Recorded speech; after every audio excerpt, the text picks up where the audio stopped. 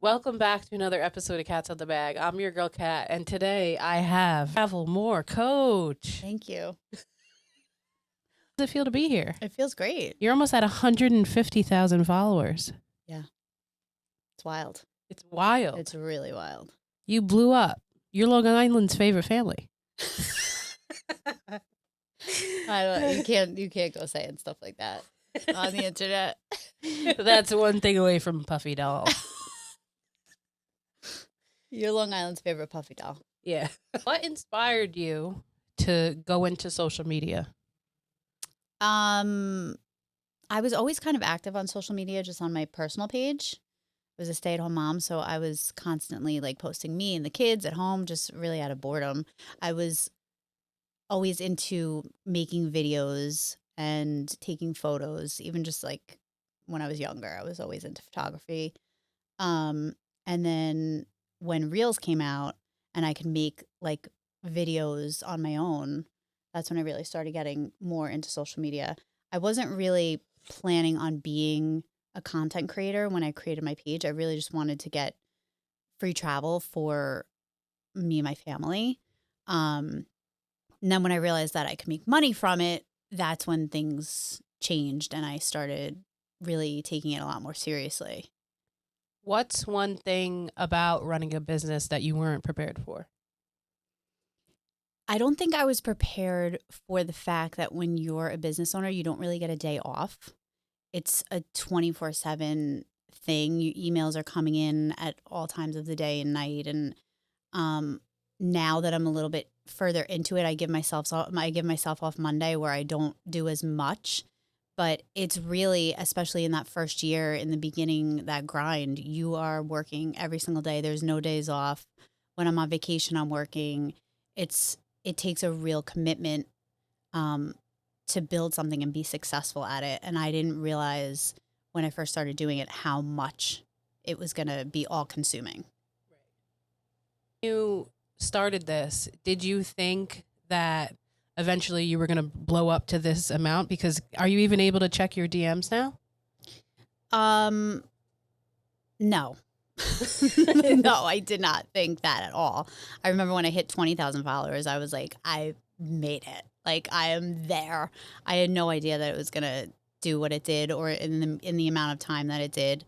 I definitely will say I did put in the work. In the beginning, I was obsessed with it. And I think any successful business owner has to be completely obsessed with what they're doing, especially in those crucial like first 6 months. I was working like 12-hour days. I would spend 6 hours pitching and then 6 hours editing. I was cranking out like 3 reels a day. And I still at that point, I knew if I stuck with it, because I'm the kind of person where if I really put my mind to it, I won't stop until I get to my goal. I knew if I stuck with it, I would have somewhat of success, but I had no idea that I would be making, real money from it. Right. Like I am now. Yeah. Like I just thought I would get some free hotel rooms and stuff like that. And that would have been great. So no, to answer that, no, I had no idea. And it's funny because when people go into making their own business, what they all think when they're going to start their own business is financial freedom, and they're going to have to do less. They don't have to answer to anybody and all these stuff, but they don't realize when you have your own business in the beginning, the work triples. Yeah.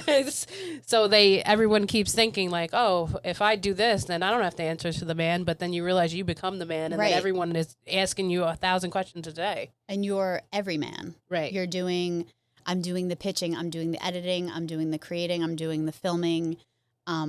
Like I'm also a mother, I'm also a wife. So I'm doing 7 or 8 different jobs in one job, and it becomes very overwhelming. The reward is great. The money's great, and getting the things for free that I get, that's all great, but it's definitely work.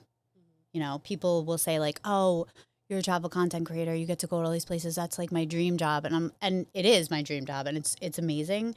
But like, I just went on vacation with my husband, and we were sitting at dinner, and I just looked at him and I was like, I don't want to do this anymore. And he was like, what do you mean you don't want to do it anymore? And I was just like, I don't want to film every bite that I'm taking at this dinner table. Right. And I don't want to film every single, and that's my job. Like, I'm not complaining, but sometimes it just becomes too much because your job kind of interlocks into You're your real life. disconnecting from reality, Right. kind of. Right. Yeah. And like every vacation that we're on, I'm filming every move that we make. And I'm the type of person where if I have a client, like for example, I just went and worked with Resorts World, and they're one of my big clients. I've worked with them at all 3 of their Eastern properties, and I have a relationship with them, and I really love those girls, and like I want to make them proud. So that whole time, I could feel it in my chest, like I need to get good shots, and the wind was crazy, and it was like not working in my favor, and I put so much pressure on myself during these trips to get the perfect shot and to get, you know, the perfect content, that I'm not really able to enjoy it like I would like to. Right. You know, it's a job. It's a great thing, I guess, for your your family is enjoying it. Oh yeah, They're living it. They're living life. They're loving it. Kinsley and Chase are like, what pool is next? Right. Right. Exactly. Where are we going next? And they're not realizing that you have to work the whole entire time that you're there. Right.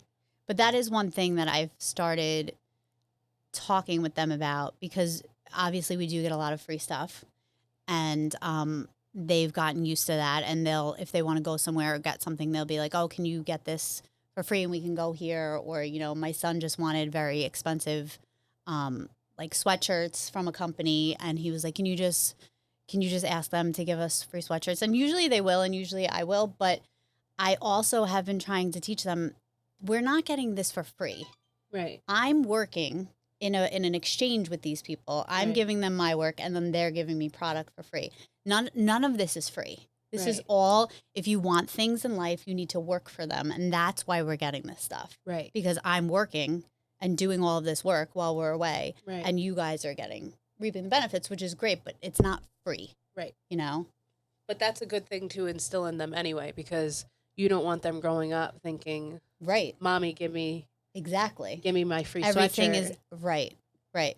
So I make sure every single time we go somewhere that they understand that this is my job and that I'm working, and that's why we're getting to do the things that we're getting to do. And we are privileged to be able to do them, but at the same time, it's nothing in life is free. Right. You know? Have you ever felt like guilt focusing so much on your business? Yeah, absolutely. In the beginning, it was a hard transition because I was a stay-at-home mother for 6 years, and my entire identity was around, you know, I had my kids 15 months apart. So I had 2 very young babies for years. And it was tough to transition into now like working and having this job, and not only having a job, but it's my own business. So I had to put so much time into it. And I struggled a lot with that in the beginning. But luckily, I have a very supportive husband who was like always pushing me and always being like, it's okay. You do what you got to do. Go upstairs and edit. I'll take the kids, you know. And it was a transition for him at first too, because in the beginning, you're not making the money that you're making. You know, now he's like, yeah, you're making that money. Go, you know, do what you got to do. In the beginning, it was just like me. And like people would like crack jokes about me, like, what are you trying to become an influencer? What do you know? And I knew that.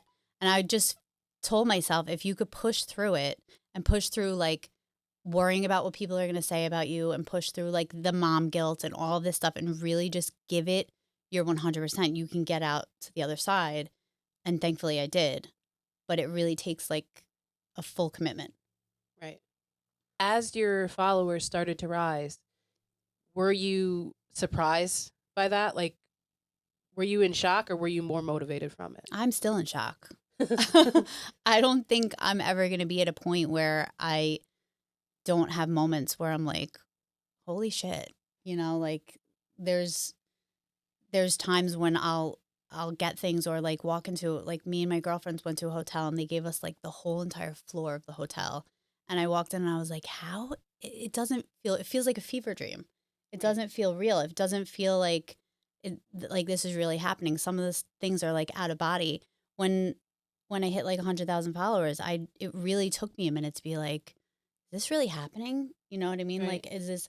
And I remember in the beginning, it's always slow in the beginning, but I was cranking stuff out. And if you want to become a content creator, my biggest piece of advice is show up every single day, crank out as much content as you can. if you're posting every day, you're going to grow. The more you post, the more you're going to grow. So I was posting like 3 reels a day, which if you do content creation is a lot. It's a lot of editing.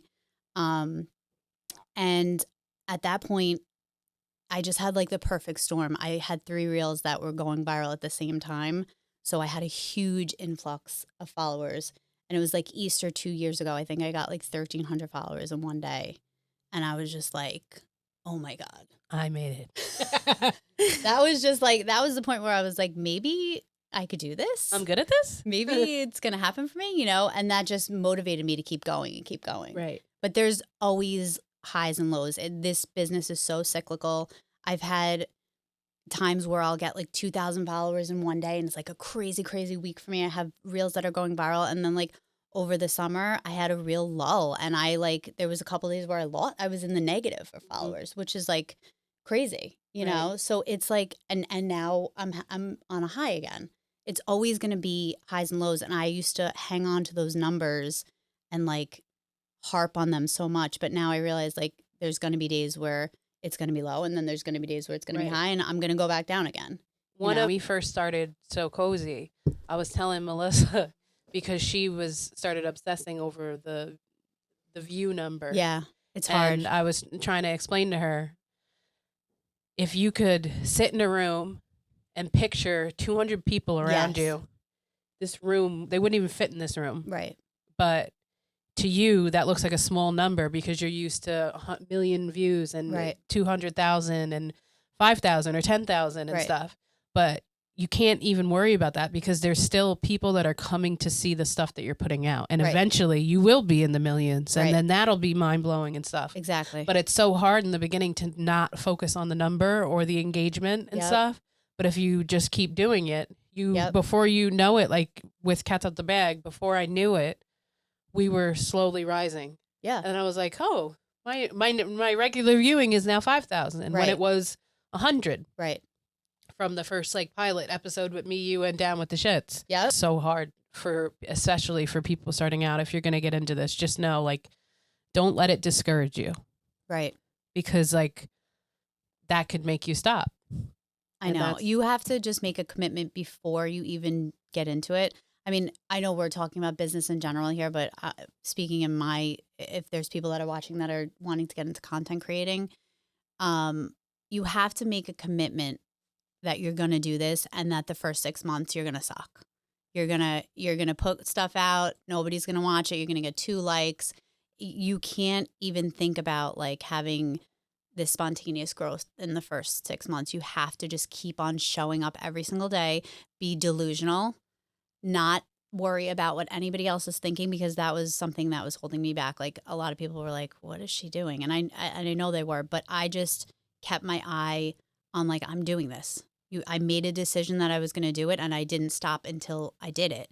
And that's where I think people fall off, because they think that they're going to get this instant gratification. Right. And you're not. You're going to be doing a lot of work and getting nothing in return. But then one day it just clicks, you know? The highs and lows that you brought up a couple minutes ago. What is your take on the online bullying? Because I feel like I've been watching Dancing with the Stars.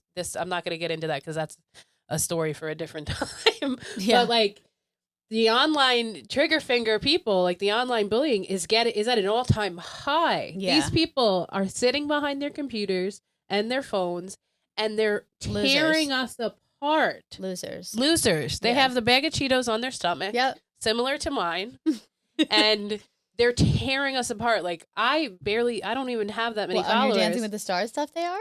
On everything. Stop. The little sleuths will come in here and they'll be like, take a weight loss pill. Oh, fuck. Yeah. Like just crazy stuff. But like at your level, or at, let's say, Alex Earl's level, or, you know, the stars on Dancing with the Stars. Yeah. They're tearing these people apart as if they're not real people. It's become too second nature for people to just tear people down. I mean, it's unbelievable. And I have an opinion on everything, just like the next guy. But if you're going to post your opinion about these dancers who are normal people, they are kind of stars now, but like they're regular people, you're tearing down people's lives. Like, how many online comments do you even look at your comments now? or no? Honestly, if it's a smaller reel and I have like 50 comments, yes. If it's like a reel that goes viral, no. Yeah. I don't even, because there's crazy people out there. And I used to get so worked up about the negative comments. Luckily, I don't have that many people. I haven't had that many comments like about me personally or like my family personally. Right. Like if anybody ever said anything about my kids, I would go crazy. Um, it's mostly saying like, oh, this is a scam, You're fake, or yeah. like this isn't true. You can't have no passport to go on a cruise. Like it's a Google search. Go do a Google search before you come and say like things aren't true. I But saw that video. they're just so annoying. So it's like, it used to annoy me in the beginning when they would be like, this is a scam or whatever. I would go after them.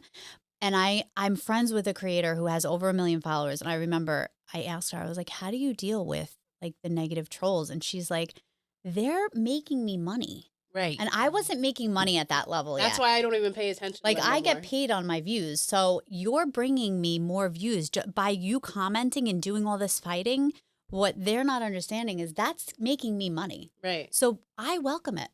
Go and say whatever you want to say, fight in the comments, bring up my engagement. I could care less, as it's just ridiculous. And people like attacking people personally, losers. Like actual losers. Have you ever thought about getting into travel agency to like boost up money even more? I did for like a hot minute and had like an issue with the agency that I was working with. But to be honest, like I'm very blessed to be very busy with what I'm doing with like brand deals and stuff like that, and just making content, which is what I love to do, that I don't even think I could deal with booking people's travel. Because one of the things that the travel agency said is like, if somebody's flight gets canceled, they're calling you and you have to like rebook. And I'm away half the time. Like I'm worrying You're on about the my trip own with flights. them. Right. Right. So for me to be worrying about like other people's travel mishaps, I don't think I can handle it. You feel like you're stretched to your thinnest. What is like something you could do to like fix that if you're in like a really bad work burnout? I struggle with this because like I'm very hard on myself and I'll push myself to the brink. Even when I am burnt out, I won't really give myself time off because I have like a mental problem where I think if I stop moving that everything's going to stop. Especially when you're in content creating and it's like a numbers game and you need those numbers to stay at a certain level to be getting paid a certain amount. Right. I don't really have an answer to that because I'm not great at figuring out how to balance the burnout yet. I've been trying to give myself Mondays off. But I don't think I'm really the right person to answer that because I'm still somebody that really struggles with I'm going into my 3rd year of business, but my business is still a baby. Right. The first year I wasn't making anything. I wasn't making any money. I was just the buildup. That was the buildup. And then I started getting paid and now I'm making good money. And it's like, I'm afraid that if I stop the momentum, that's going to stop because I'm the only one pushing it. You know what I mean? So Yeah. I think a lot of business owners struggle with that. What do you want your children to remember about this?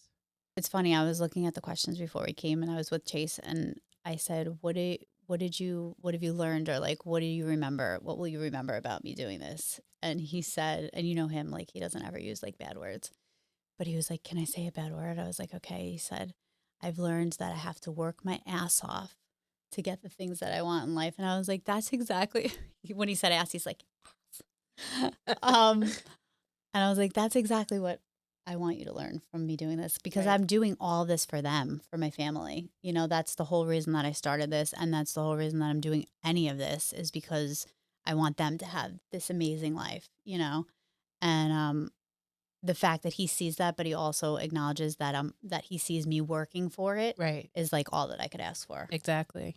When you first got into this, do you feel like, or even now, I guess, even now in your business, do you feel like you get a lot of support from the people in your area code, family, friends from out here? Do they share your stuff a lot, or do you find that I mean, other people do more I have my core, that don't like know you? like you. You've always been like my day one OG supporter. Some of my friends are extremely, extremely supportive. Um, some of my family, some of my family doesn't really know social media, so Mhm. it's like I can't really put that on them or like have expectations. I don't really have expectations of anybody. Right. I'm grateful for anybody that's super supportive, and there's Right. definitely people that are more supportive than others. Um, but then I have some followers that are like have become friends, Right. that have been like OGs since day one that are super supportive too. So I've built like a good community. What's one thing that you're proud of that you don't say out loud enough? Um, I don't really talk about any of my accolades that much because I just feel weird. But I guess I'm proud that I said I was going to do something and I did it and I pushed through, feeling cringe and feeling like people are talking about me and feeling like, all of the insecurities that you get from posting content and putting yourself out there online. And now I'm at a point where I don't really care anymore because it's my job, Right. Relationship with the airport. Fantastic. They were my first ever paid collaboration. When I had like nothing. Um, I didn't even realize that I could get paid for reels until they paid me. It's been great to me, and I have such a wonderful relationship with them. They were my first ever client, and I do a lot of consulting for them now. I work with them every single time I fly. So that's just like a very special client that I've built from the ground up. They've been with me. Have you ever had to blacklist a company? Definitely had offers where I was like, no. And now that I'm more confident in like what I can produce and my rates and stuff, when people come to me with like lowball stuff, I'm like, get out of here. Or like, Right. Can you come in? We'll give you one free hamburger. Like, no. You know what I mean? I have a family of 5. Yeah. I was talking to CJ, my husband, about it. Like in the beginning, I would basically just like, I would take like free meals and just go to restaurants and film for free just to get, content. And we just thought that was great to get like go out for a free date night. And now like at this stage, I just had a brand deal that came in from a very big company. And I was scared to push back, but I was like, you know what? The stuff that they're asking isn't aligning with what I feel comfortable doing. And I pushed back and I wrote it and I sent the email and they came back and they were like, okay, we can respect that. We'll still go forward with it. And I was like, oh my God, like I'm at the point where I can negotiate with actually push back and they respect me enough, like as a business person to be like, you're right. Right. We don't need that. And we'll go with this, and that was just like, that happened a couple weeks ago. And that was a moment where I was like, wow. Because a lot of times I feel like I'm just like faking it till I make it, right? Like I taught myself everything that I learned in the last year, like just by trial and error. And the fact that I'm even emailing with big companies like this and like negotiating with them, Right. it still blows my mind. And then I incorporated myself last month, which was another like big milestone for me to actually be like a real, making enough money where I have to pay taxes, which sucks, but Yeah. you gotta do it. For like content creators, do you guys talk a lot about the unfair wages that some of these restaurants and companies try to like put on you guys? Yes. I mean, obviously, we're in a group with a bunch of local content creators, and it formed because of that reason, because we wanted to make sure that it was kind of like an equal playing ground. I don't do as much local anymore as I used to. And some of these local places are great and they understand the value in influencer marketing and they understand in investing in that. And then some people don't. Social media is like, if not the number one way to get your business out there. And you don't have to pay huge marketing dollars. Right. We're not asking you to pay thousands and thousands and thousands of dollars. We're just asking you to pay fairly for what we're coming in. We're filming, we're getting babysitters, we're editing, we're doing voiceovers. It's work. So we're just asking to be compensated. I feel like because of a generation gap that there is right now, Yes. some of the business owners are still, our Old parents' school. age. Yep. So they just think we're posting floozy videos online. Right. They don't realize the hours put value in it. into editing and Right. what this does, like how big social media is, because they don't care. Right. They're flipping pizzas. Right. They don't care Exactly. about that, and they're like, what is this person going to do for me if they don't have that grandkid or that child that's still young and hip that can come and tell them, like, no, this is what like the restaurants are doing now. Like, Right. this will take us to the top. Hopefully their younger grandson, Tony, that takes over the business. Tony the Third. will hire a couple of local influencers to Yeah. get the brand out there Right. Yeah. They don't realize and pay though. them. and pay them. But to wrap this up, thank you so much for coming. I'm definitely going to have you back on again because I know so many people want to see you on here ever since you did your commercial at, at Islip Airport. Ever since I hit the big time. Let's say what it is. Ever Since I hit the big time. Ever since you went big. And people you can catch going. me on Optimum Yeah. on my my commercial with Long Island MacArthur Airport. I don't remember. Oh, it. my line. You want me to say it? Yeah, do it into the camera. You ready? Yeah, let me get a bacon, egg, and cheese, salt, pepper, ketchup, and scene. And that's history. And that was my big break. That was like J-Lo with her orange drink. But at least you got it right. Yeah. But yeah, thank you so much for coming. Thank you for having me. Can't wait to see where you're at in the next year Yeah. because it's only up from here. Oh, sis.